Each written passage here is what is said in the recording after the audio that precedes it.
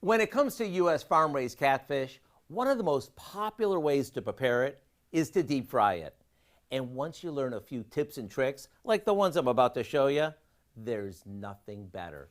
So let me walk you through those steps. The first thing you want to do if your fish has been frozen, which is often considered fresher than fresh, is to make sure it's thawed. And whether your fish is fresh or has been frozen, pat each fillet with a couple of paper towels. This will help the breading stick better. You know, this looks so good, it's no wonder why U.S. farm-raised catfish has been an all-American favorite when it comes to fish fries. Now, we dredge these in some seasoned flour, a couple fillets at a time. That way, they'll coat evenly.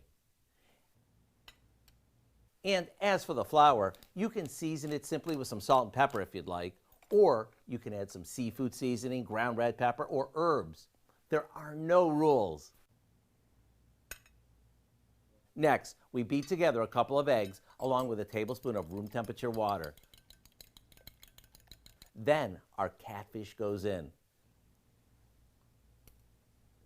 And to give our fish its crispy coating, we bread it. Here, I'm using seasoned panko breadcrumbs, which gives our fish a crispy texture. You can also use cornmeal or seasoned breadcrumbs. As for the oil, I recommend using peanut or canola oil, which have a higher smoke point. This means they'll hold up better to the heat, making it ideal for frying.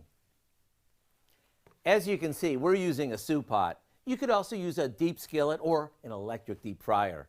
Just make sure that you don't fill it more than a third full with oil. This way it won't bubble over when you add your fish. And to make sure that your oil is at the proper temperature, attach a thermometer to the side of the pan. Now we heat the oil to 350 degrees, which is the perfect temperature for deep frying. This will ensure that the fillets cook perfectly on the inside, while the outside gets golden and crispy.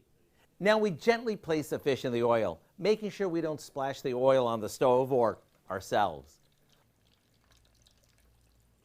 Also, make sure you don't overcrowd your pan.